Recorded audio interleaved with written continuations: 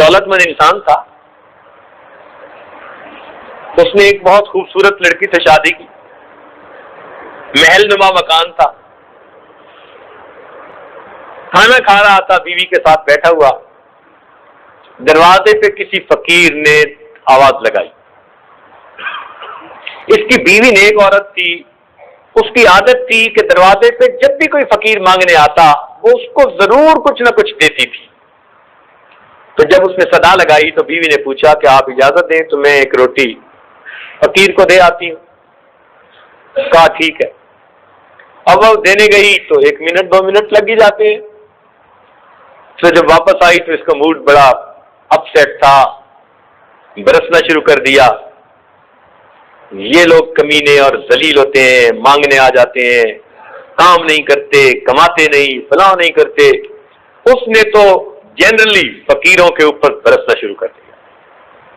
اب کچھ ہوتے معذور ہیں, مجبور ہیں, ہر ایک کے حالات ایک جیسے تو نہیں ہوتے, لیکن اس کی تکبر کی یہ باتیں اللہ رب العزت کو ناپسند آ گئی. ہوا کیا کہ کچھ عرصے بعد کاروبار کے اندر نقصان ہونا شروع ہو گیا. جو کچھ ریسورسز تھے نا, ریزرو, وہ سب ڈپلیٹ ہو گئے, ختم. حتیٰ کہ ایک وقت آیا کہ مکان بھی بیچنا پڑ گیا.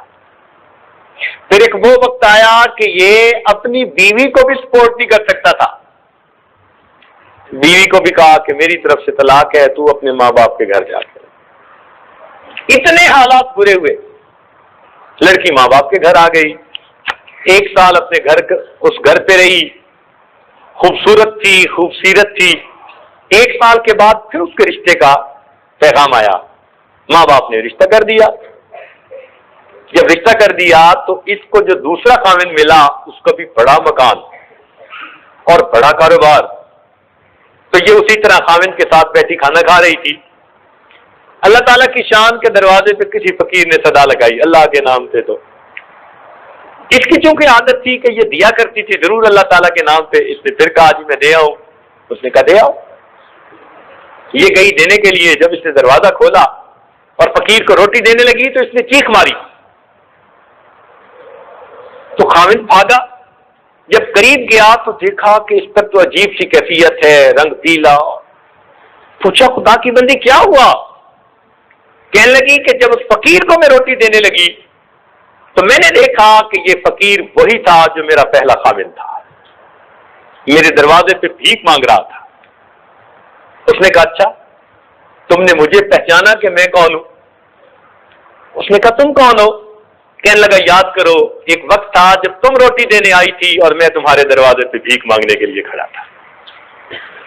اللہ رب العزت نے اس کے تکبر کے بول کے بدلے اس کا محل, اس کی بیوی, اس کی ساری کچھ اس کے فقیر کو دے دیا.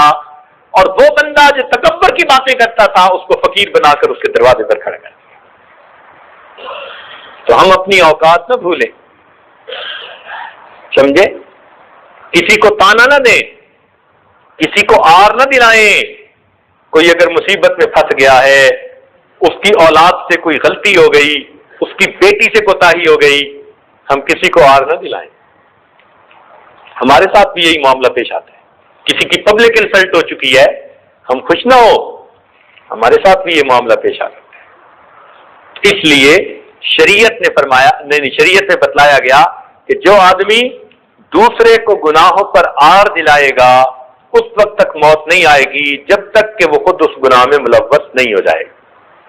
یہ جو دوسروں کے بارے میں بدگمانی ہے نا, یہ بڑے گناہوں میں سے ایک گناہ ہے, بڑے گناہوں میں سے ایک گناہ ہے.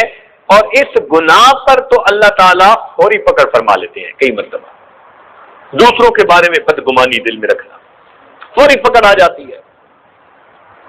سفیان ثوری رحمۃ اللہ علیہ فرماتے تھے کہ ایک مرتبہ میں جا رہا تھا تو ایک آدمی نماز پڑھ کے رو رہا تھا.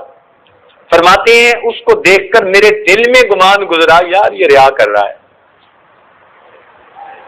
دل میں یہ گمان گزرا کہ یار یہ تو ریا کر رہا ہے, ریاکار ہے.